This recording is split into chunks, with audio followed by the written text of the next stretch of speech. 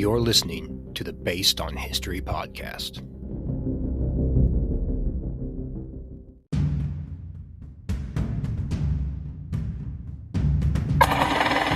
All units, Irene.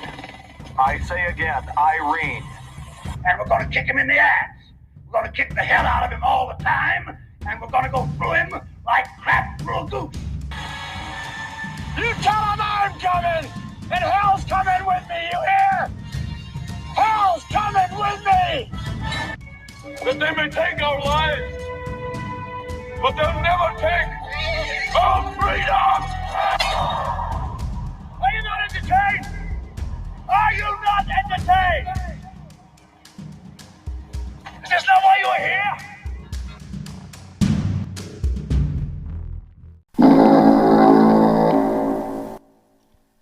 Howdy everyone, welcome back to the Based on History podcast. I'm your host, John Nidick, and moving right along, we're on to the next Weapons, Armor, and Tactics mini, and we're going to be dealing with the film American Sniper. So we're going to talk about some of the armor, some of the weapons, some of the tactics used in that film, and how it's represented in the movie versus how it's kind of really done, and what they got right and what they got wrong. So just start off with most of the stuff as far as the tactics and the weapons and the kit and the uniforms and things like that, they got mostly right. Now, we talked about it in the episode. They get a lot right as far as authenticity on this scale. It's really the overall story is what they got wrong in the movie. So we'll start with the body armor and the kit that Bradley Cooper is wearing in the movie, and it's almost all right.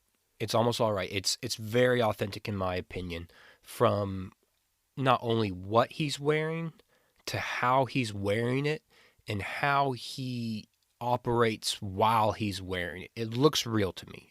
All of the actors portraying the soldiers have a very real feel to me. As far as the Navy SEALs, some of the side characters, the way they act is kind of dumb, but overall pretty good. So we'll start with the body armor that in the kit that Bradley Cooper's wearing.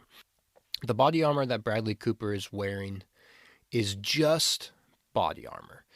It's a bulletproof vest with sappy plates in it, and that's nothing else. It's slick. And then he has his kind of rig on top of that. And so when you look at kind of like today's kit, it's kind of all in one. It's got the body armor and the MOLLE webbing on the front so that you can attach everything all in one. At this time period, the early invasion and kind of leading up to through the early 2000s, mid 2000s, you were wearing its own kind of bulletproof vest with a MOLLE web kit over the top of that, and you would adjust your kit to your size of the vest, and then when you were just in like regular training, you just wouldn't, you're not using any live ammunition or anything like that, you could refit your vest or your kit and then just put it back on top of you, just on top of your regular uniform blouse. So that, for the time period, is accurate. Now, he's doing it differently than just like the regular rank and file would, but he's doing it for two reasons. One, he's doing it so he can wear the kind of rig that he wants to, instead of just a standard issue, Army, Marine, or Navy kind of MOLLE vest.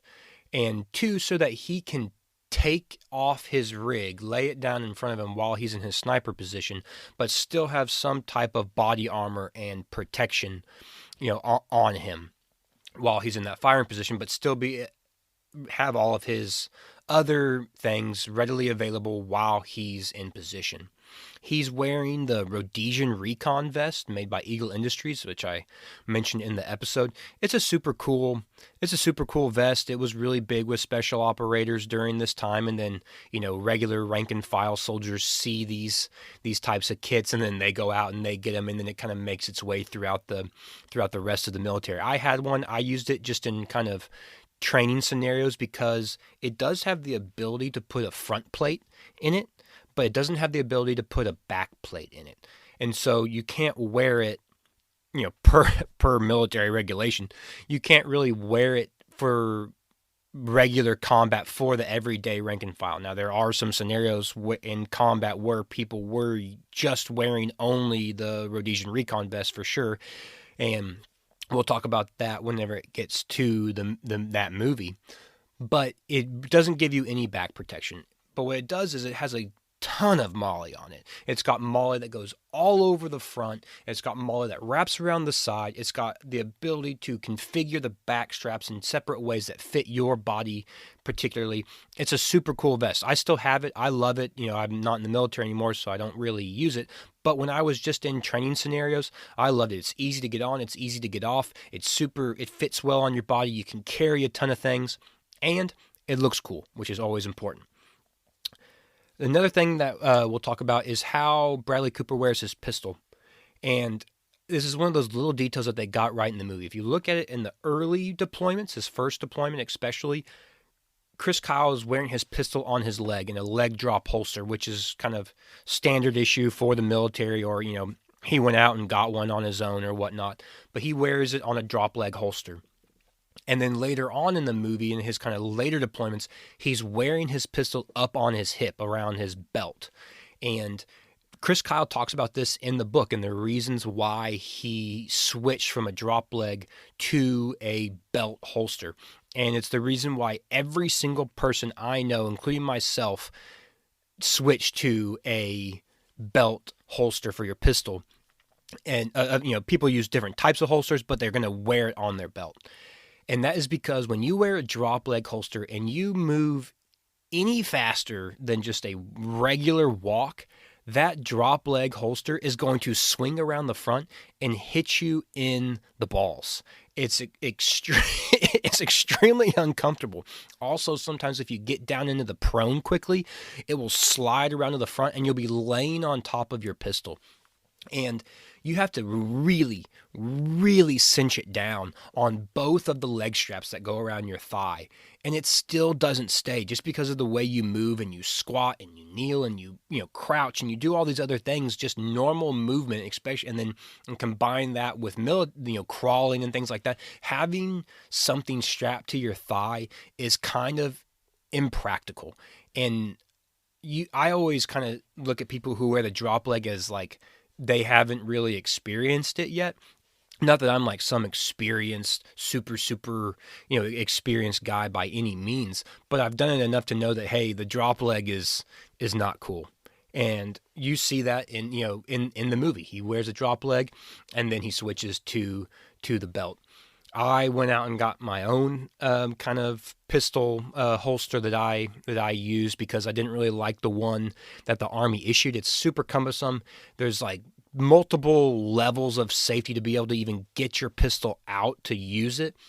Now, later on in my career, the Army came out with a pretty good pistol holster that just had one little thing that you flip down and you can pull the pistol out. And I started using that one whenever they issued it.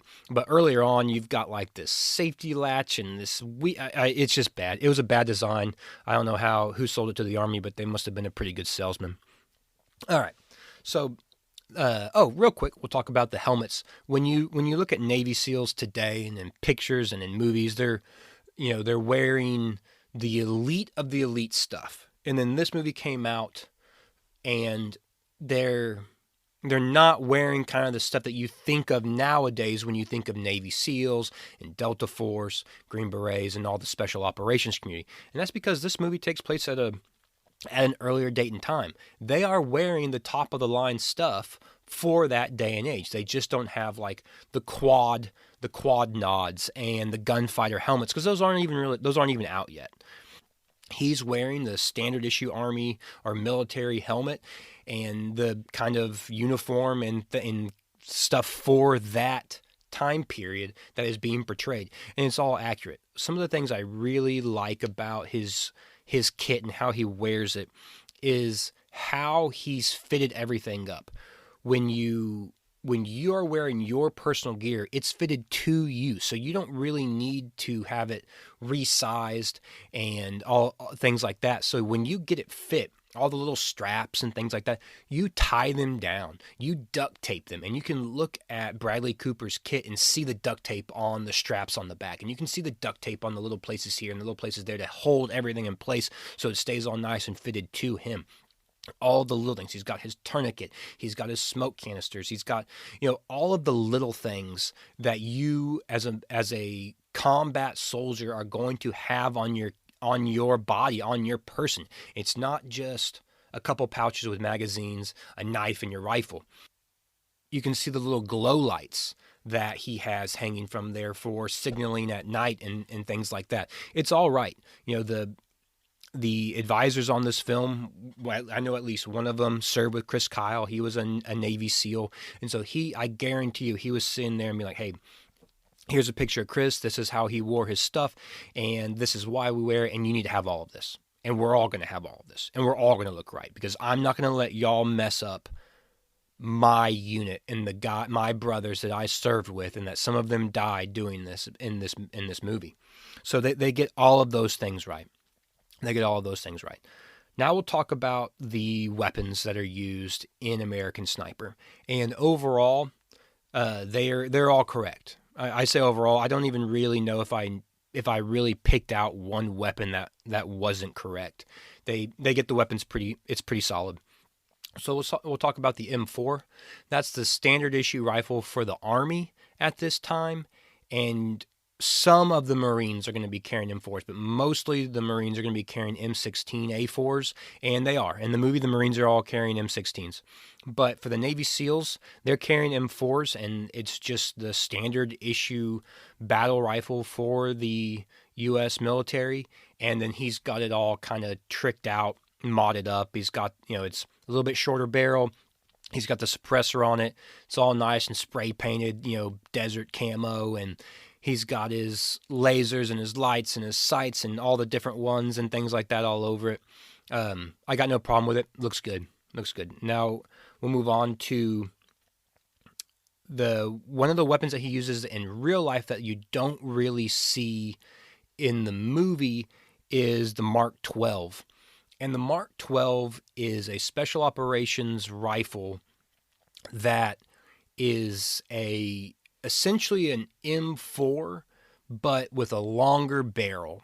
So it's still chambered in 5.56 like the M4, but it's got a little bit longer barrel. You usually see some type of scope on it, and it just allows you to reach out a little bit further than just the regular M4.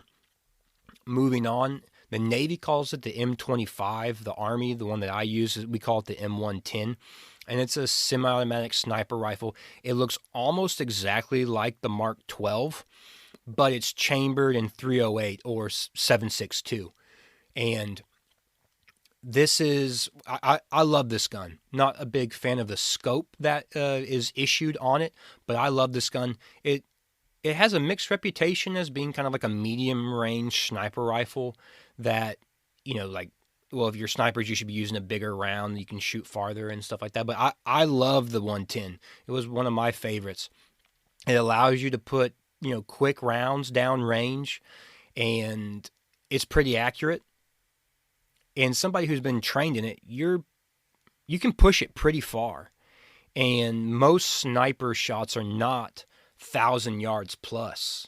They're really kind of like 800 yards and in. And so the 110 is perfect for that. It's perfect. And I'm not a huge fan of the scope, like I said, but we just took that off and put the newer scope on it, and it works great. It's an even better rifle when you put the scope on. You can push it out even farther.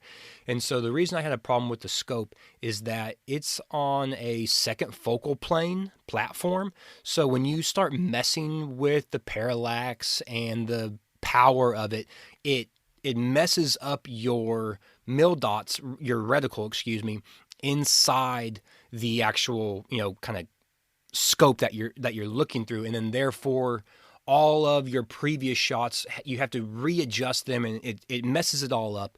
And so when you put a single focal plane scope on that rifle, you don't have to worry about that. And the other scopes have better reticles. They can power down farther, things of that nature. So you can really, really push the 110 out pretty far.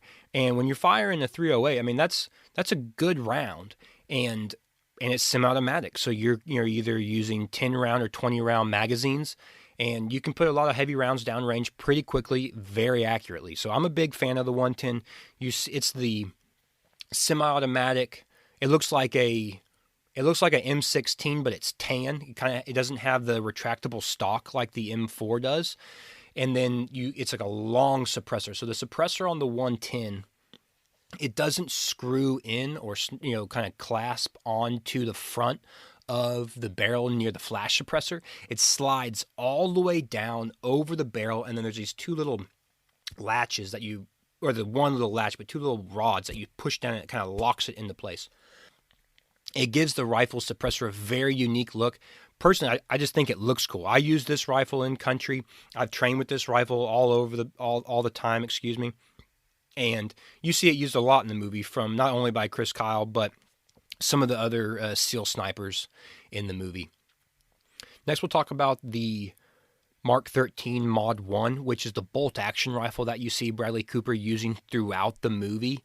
And it's a 300 Win Mag rifle, which is a big boy round. I love the 300 Win Mag round. I had a rifle that shot the 300 Win Mag, and it's going to be on a Remington 700 platform, but instead of just the kind of stock M24 that the military issues, his is on a Macmillan stock frame, and that's why it kind of has the kind of beefed up stock, and the pistol grip part of, or not the pistol grip, but just the grip part of it is a little bit different.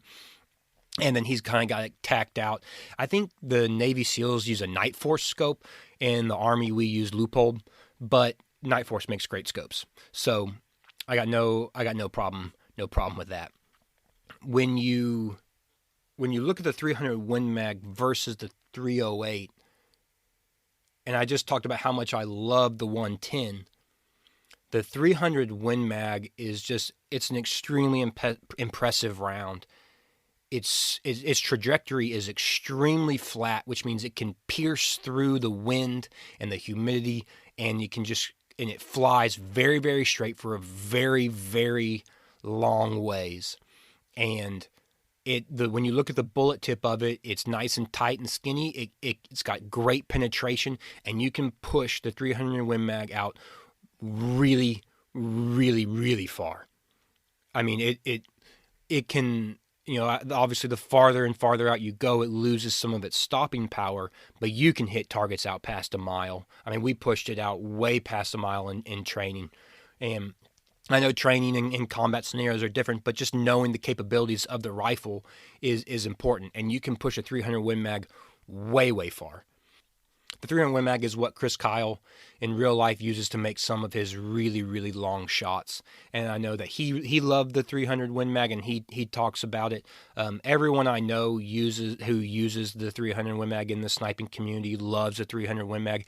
In the Army, we use something called the M2010, which is very, very similar in its function and capabilities as what rifle Chris Kyle was using. It's on a Remington 700 platform, but the 2010 looks kind of like a space gun almost. It's got a lot of adjustable stock. It's got, the rail system looks kind of futuristic. And then we've got a Leupold scope with a Horus reticle in it. And the reticle is amazing. It allows you to grid out your shots and do quick measurements and quick adjustments, and amazing hold offs, super accurate hold offs. And I can't say enough good things about the Horus reticle. The next rifle we'll talk about that I don't know if, to be completely honest, I don't know if they actually switched to this rifle in the movie, but I know that they don't really talk about it or show it. And that's a 338 Lapua Magnum. And Chris in the book talks about using the 338 a few times. It would have been a similar setup. The rifle would have looked similar to his 300 Win Mag, except it just would have been chambered in 338 Lapua. And the 338 is a little bit bigger than the 300 Win Mag, as 338's a bigger caliber than 300 Win Mag. And so it can just punch out just a little bit further with a little bit more power than the 300 Win Mag. A lot of the other like NATO countries use the 338 Lapua. I know the Canadian snipers that have the record for longest kills in Afghanistan and things like that, they're using 338 Lapua. The United States uses 300 Win Mag. They're comparable rounds, but from the things that I've never ever actually shot 338 Lapua, but the people that I know who have talk about how it can just punch a little bit further than the 300 Win Mag. It's expensive. That's probably why the U.S. doesn't use it. I mean, the 300 Win Mag is an expensive round in and of itself, and 338 Lapua, and we're all in the sniper community. We're all using match grade ammunition, which is even a little bit more expensive. So it, knowing the U.S. military, they probably saw the cost and were like, oh well, it's almost the same. We'll just go with the 300 Win Mag. It's cheaper. That covers most of the rifles that you see in the movie. There's other ones. You see the kind of rocket launcher and the M203 on the M4 and things like that. But the rifles that Chris used, that covers them pretty well. So now we'll move on to the tactics that you see. And in some ways they do this in the movie, but really in the book, Chris talks about the tactics that were used in the different places that he deployed to. On this first deployment, they're doing kind of special operating missions and joint operation with the British commandos on these villages and pushing up and looking for high value targets and things like that. You don't really see that in the movie per se, especially because they just completely leave out his first deployment. But when you get to Fallujah, which is where he really starts making his name as a sniper, they do show a lot of kind of what he was doing. And a lot of what he's doing is overwatch for the Marines as they patrol and they start clearing houses. And then he's in his sniper hide looking for key targets and targets of opportunity. And that's kind of the bread and butter of what a sniper does. Overwatch is technically like a designated marksman role, but snipers fulfill that role in many scenarios, and they've done it throughout history, and they're doing it continually today. But what he's doing when you see him taking out the guys who are digging holes in the road to place IEDs and the guys who are popping around corners with RPGs and things like that, that's a sniper role, looking for targets of opportunity and things like that. That's where he gets a lot of his kills. That's all pretty accurate. There's a few little details that they get wrong, but overall, in the book, he talks about being up in these buildings for hours and hours and hours and taking out people trying to put in IEDs and things like that. So that's pretty accurate as far as the tactics go. Now, when we get to the later deployments in Ramadi and Sadr City, a lot of what they're doing is kind of like it's a variation of recon by fire. And what recon by fire is when you go out, you don't know where the enemy is, and so you either go until you make contact and then you call up the artillery or the air power or the reinforcements to engage and maneuver on that position, or you go out looking for the enemy and you kind of shoot off some rounds and see if anybody reacts to that, and then you call in the reinforcements, and then you maneuver and engage that position. What they're doing in Ramadi, and you don't really see this in the movie very much because they just kind of make up their own stuff, but Chris and his SEAL team with a few other support elements will push out into enemy territory. They'll find a building that they like beforehand, go to it, clear it, get all set up, and then start taking out targets of opportunity, and then wait for the enemy to get their force and then attack them. And then when that force attacks them, then they call in airstrikes, and then sometimes the army would come up in Ramadi and reinforce them, and then that would be their new line of defense, and they would clear the area that way. So they push out, they kind of fort up, they wait for contact, then they get into this massive firefight, and then they call in the reinforcements and wipe out as many of the enemy as they can. So they did that a lot, that kind of strategic recon by fire and you don't really see that in the movie. You kind of see it at the end of the movie, but that scene itself, that battle, is all made up. But that's kind of what they were doing in Ramadi with the army, and they push out with a whole bunch of snipers and support, get in a good building and get into massive contact, and then call in the big guns and wipe them out. That kind of covers the armor and weapons and tactics of the movie pretty well.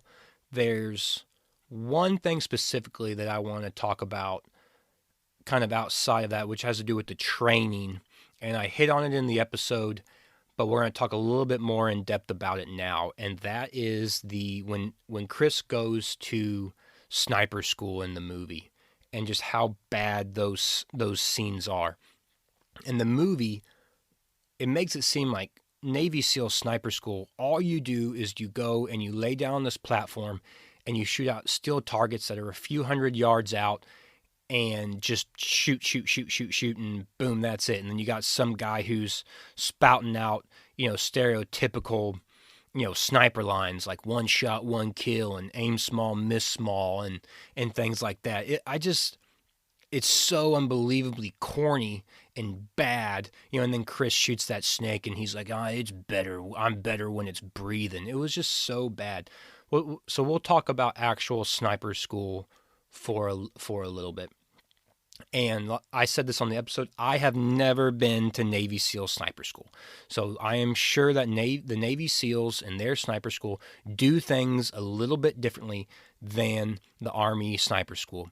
And just like the Marines sniper school, the Marine Scout snipers, they do some different things in their school, and kind of and the Navy SEAL sniper school is kind of a conglomeration of the Army sniper school and the Marine Scout sniper school.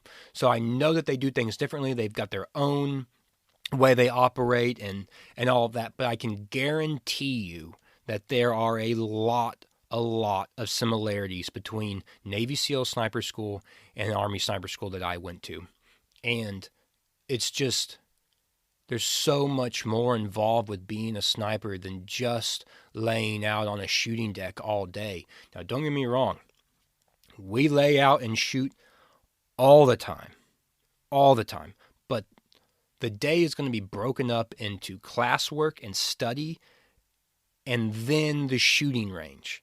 And while you're on the shooting range, you're recording. You record every single shot in your data book. Now, I don't want to just sit here and give out all the trade secrets of the, U.S. Army Sniper School, but these things are already out there. There's so many documentaries on sniper school, surviving the cuts, and History Channel type stuff that I'm just going to kind of stay broad with it. But I mean, you can go out and find all this information out there already. So I'm not giving away too much. But every single shot I fired at sniper school was recorded and logged in my data book so that I could go and look back at my dope, which is data on previous engagements, and get a really good feeling for each distance, for each rifle, and each different type of weather condition, whether it be windy or sunny or rainy or humid, things like that. And you record all of that. You record the barometric pressure. You record the humidity. You record the time of day. You record the elevation. You record all of these things. So when you get into country, when you deploy, you go back through your data book and you create a kind of shot sheet for the conditions of the area that you're in. And also you would go to a range when you're in country and redo your data. But he's not recording anything. He's just shooting over and over and over again with the same rifle over and over and over again. And then they never show him in a classroom learning. They never show him studying the weapons and studying the scopes and things like that. They never show him studying the tactics of a sniper.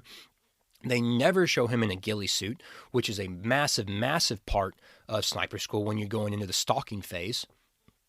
And in the book, Chris talks about a lot of these things, right? So it's not like that. It's not that Chris misportrayed it in the book. It's the movie that has misportrayed what has actually happened. The stalking phase is by far the most famous phase of sniper school. when you're in your ghillie suit that you've built up yourself and you've camouflaged yourself and you've got to sneak across different terrains to a certain distance and then get on target while the instructors are looking for you. You got to take a shot, ID a target, take another shot, all while under observation, and while they are directing another instructor within 5 yards of you, trying to find you. It is nerve-wracking. You're on edge the entire time, and you have to do it multiple times, and you have to pass. You have to pass it. Otherwise, you're out.